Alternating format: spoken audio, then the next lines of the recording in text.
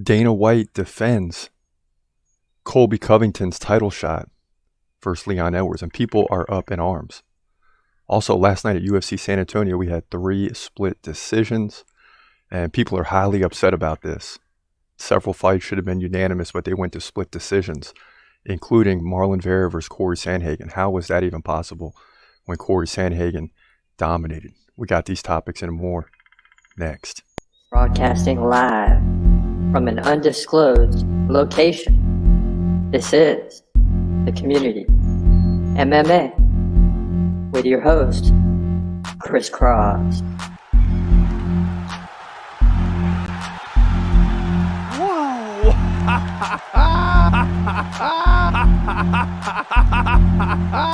Boom! Boom! Whoa!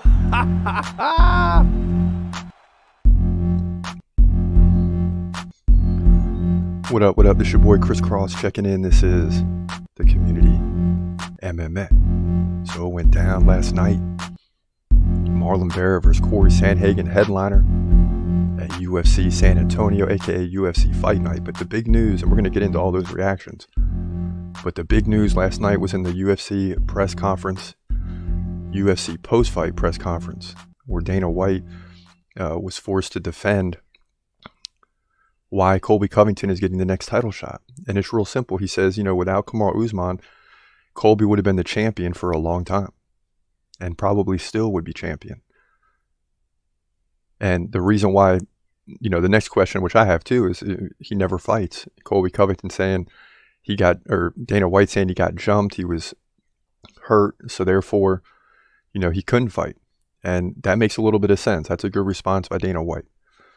Now, I'm a little bit biased because I want Khamzat Chimaev to fight for the title. But Colby is still number one.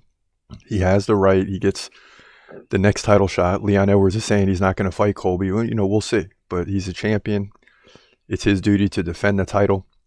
And where Colby Covington is up next, he's going to have to fight Colby. That's just the bottom line. And I'm looking forward to that. Colby Covington wins that. We end up getting a Khamzat fight eventually, maybe. By that time, Khamzat might be the champ as well in the middleweight division. And of course, the next big pay-per-view is going to be Adesanya versus Pereira. So we'll get the middleweight settled. Khamzat will come in and beat whoever he fights in the top 3, which Dana White also has said will happen. And then we'll see how things go. Khamzat wins the middleweight. Maybe he goes back down to welterweight. Him versus Colby would be crazy. And why not put Conor McGregor and Michael Chandler in a welterweight fight? That way, if Conor McGregor wins, we get a Colby versus Conor potential matchup. I mean, that's far and away from what will happen. But, these are all in the possibilities. And you put Colby Covington's name with another big star like Khamzat or Conor, and the thing is going to sell through the roof. So don't think for a minute that it can't happen. It can definitely happen. Because if Colby wins the belt, he's going to fight a big name, whether they're ranked high or not. And Khamzat will be still ranked number 3. Conor won't be ranked, but he'll get a big win over Michael Chandler, potentially. So we got a lot of things coming up in terms of the welterweight. And, I'd like to see Colby win. He's higher on the due list than Leon, so I still got to go with Colby in that one. Now, last night at UFC San Antonio, some good fights, split a lot of decisions, submissions, things of that nature. You had 1 KO, and I missed the beginning of the fight, so I didn't realize what a comeback this was. But CJ Vergara made a huge comeback after getting absolutely dominated in the first round, and this is how it sounded. CJ really opening up now. Lacerda pinned on his back, 120 left here, second round. Oh, and dropping some elbows now. And man, Lacerda, he's breaking the defense. Lacerda's in a little bit of trouble here, as now he takes a shot to the body, a couple elbows. And CJ looks to get the finish here. 1 minute left in round 2. 42 significant strikes here, or ground strikes only, and that's it. The ref stops it, and the crowd goes crazy for CJ Vergara in San Antonio, and he sits on top of the fence. He's pumped. And we're 2-0 on the night already. Yeah, so CJ Vergara gets a performance of the night bonus along with it. I mean, credit him. I mean, later on when you see the replays of how he was nearly finished in the first round and come back and win the fight, is certainly impressive. So credit CJ Vergara with the comeback victory in that one. And that would be the only KO of the night, you know. And the crowd was pumped after that fight. And it was only the second fight of the night. I mean, San Antonio was on fire last night. Too bad they didn't get some big finishes. They did, a couple of them, but they were submissions. Those are good too. But at the same time, they wanted to see some KOs. They didn't. Now, in a controversial fight, Andrea Lee versus Macy Barber. Check out this reaction. Andrea Lee and Macy Barber now headed to a decision, and it's going to be an interesting one because Macy Barber led 55-44 in significant strikes, but it was Andrea Lee with 5 takedowns, over 5 minutes of control time, 5:20 to be exact, and they now come together in the center of the octagon. It's going to be an interesting decision. Here we go. Let's go, Bruce. Give it to us, baby. Oh, great fight, though. Great fight. 29-28 Lee, so split decision. 29-28 Barber. Oh, my goodness. Come on, we need this one. Come on, give it to Lee. Give it to Lee. Oh, Macy Barber gets the split decision win. We've lost 4 in a row. We're down to 3 and 4. Oh, no. Yeah, and Macy Barber gets a split decision. And this would be one fight where people are upset. The judging last night in Texas was terrible. And you'll see why when we get to Marlon Vera. But Macy Barber gets the win. And, she led in significant strikes, led 31-10 in head strikes. That's where it was at. But 5 takedowns by Andrea Lee, you thought she would possibly get the victory. But she doesn't get credited for those enough. On just one judge's scorecards, you need 2. So she fell in that one, and people were a little upset there. It was 11 versus 13. And that's the way it goes. Then in fight 3, Nate Landwehr gets the finish. Now Landwehr gets a takedown. Crowd likes it. 110 left. Round 2. Now he's pounded away with the right. Yeah, and he's landing some shots now. And the mouthpiece comes out. Oh, and he gets right underneath here. And Lingo's in trouble. Oh, he's underneath and Lingo's in trouble. Lingo's got to tap here in a second. This is it. He taps and it's over. Yes. Thank you. Back to 4 and 4. Nate Landwehr gets the submission in round 2. Now to get the crowd to their feet. Yeah, so Nate Landwehr gets us back in the win column. So we started out 3-0. I mean, it's like, we're 11-3 in the last 2 pay-per-view cards. Things are going well. We come out 3-0, and then we drop 4 straight. We hit the wall. And it's going to happen. So Nate Landwehr gets us back to 4 and 4, heading into the co-main event. So things are looking upward. But Nate Landwehr gets the finish, and the crowd's on their feet, ready for Holly Holm versus Yana Santos. And all we heard all week was Holly Holm's too old. And I'm like, if she's too old, why is the UFC sign her to a 6-fight contract extension at the age of 41 for a reason? And she proved her worth last night. The fighter's back up, final 40. So expect a nice flurry here. But still to clinch for Santos. And that's not going to work now. I mean, you got no choice but to get the finish. Holly goes right back in. Got the head on the hip, looking for the takedown. Boom. Okay. Wow. 4 takedowns. Heading towards 10 minutes of control. No, she can't reach that. We're going to have close to 950 of control here by the end of this fight as we're under 10 seconds. And Holly, I mean, this one's simple. We don't got to wait for the decision on this one. I mean, Holly Holm dominated here in round 3, and she's going to win at least 29-28, probably 30-27 by unanimous decision. So for those of you saying she's old, forget about it. Yeah, so at least this one was out of the judge's hands because, I mean, it wasn't the judge's hands, but, it was so dominating by Holly Holm. Maybe she lost round 1, but she still ended up getting 30-27 on 2, 30-26 on a 3rd, and won with a dominating performance. And she's 1 fight away from a title shot versus Nunes. She could probably get the title shot right now. So we'll see what the UFC wants to do. And that's a big name that could sell if Holly Holm gets a chance against Nunes. So now, if the judging wasn't bad last night You will see why it was very bad in this next fight. But Kenneth Bruner weighing in the chat room saying the judging was terrible last night. These fighters have to understand that you can't play it safe and must always go for the finish from the first bell.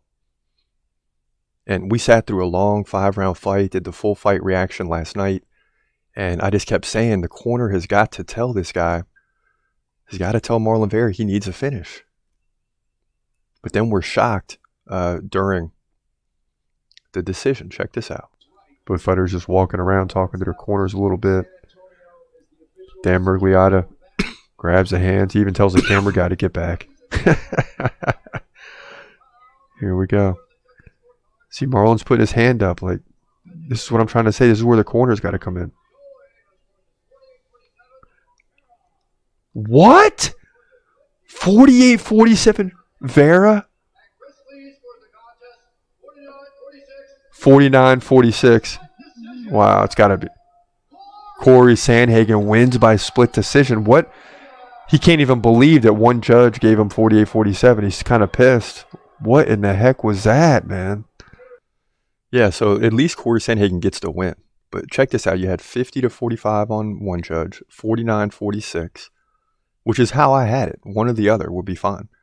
And then 48-47 the other way? I mean, it's crazy. It's got... No fight is safe. And listen to these numbers. 128-58 in significant strikes for Sandhagen. He led by 70. 7 minutes and 8 seconds of control time on 3 takedowns. Just 9 seconds for Vera. So what was that judge watching? I mean, when you really break it down, what was that judge watching that made him say that Marlon Vera won the fight? I mean, it's... And if you'd have got 2 judges, that would have been even more ridiculous. But thankfully, Corey Sandhagen got the win. And, you know, coming into this fight, it was a 3 versus 5 situation. Well, Sandhagen's going to jump to 3. Marlon Vera is probably going to drop to 4. Piotr Jan will probably drop to 5. Something like that. But you got the bantamweight division getting stronger at the top. We're getting some separation. Sterling's going to fight Cejudo. Davaliashvili will probably fight Sandhagen. Who knows who O'Malley's going to fight? He might just sit around and wait. If Marlon Vera would have won last night, excuse me. If Marlon Vera would have won, Sean O'Malley would have fell to 3. But he sits at 2 and he'll remain number 2. So that's the way that looks. Marlon Vera was number 17 on the due list. He's going to fall out of there. And we might need your help. Who else should come into the top 20? Because Marlon Vera is out now. The mystique around him is gone. Make no mistake about it. As we jump into the Q&A, Toronto Entertainment says, honestly, the way I've seen decisions go now, they always give it to the underdog if it's a close fight and a women's fight. And he called it before it happened, right? Lee versus Barber. It went to the underdog. And I'm saying underdog because she's, I don't remember what the odds were, but underdog because she's 13 and Andrea Lee's 11. So to me, she's the underdog in that situation. And Toronto Entertainment called it before the fight even happened and was dead on. Martin Johnson says, bet 100 on Andrea. Dang. So he lost his 100.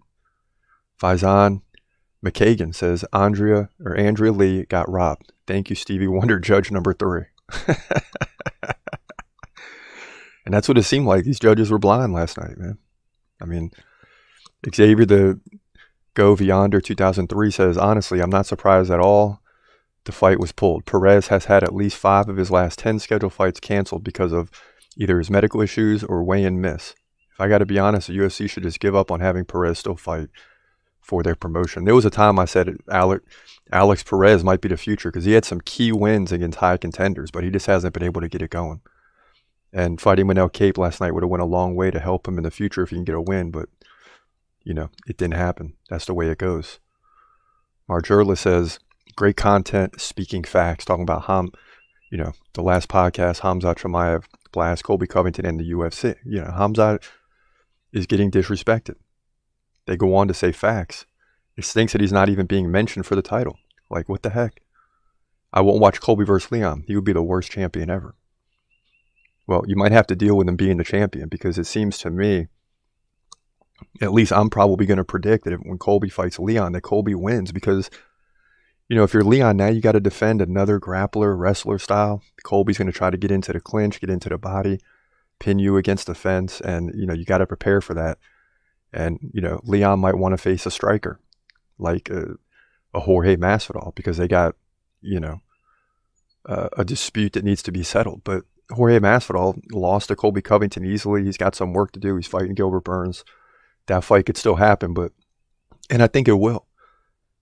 But Jorge, he's got to beat Gilbert because he wants to fight Leon, and he says he's going to fight Colby Covington again at some point. So you got all these things happening, but for Jorge Masvidal's wishes to come true, he's got to win. If he starts losing, he's going to have to fight down, and he's going to be a long way from Colby and Leon. So we'll see what happens.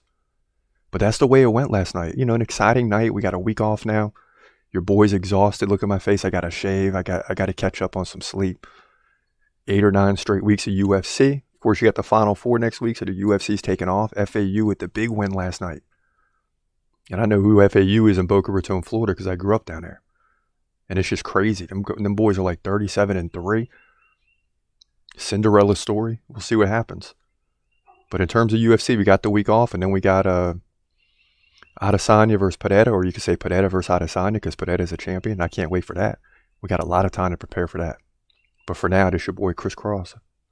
I hope you have a great day, and God bless. As always, peace.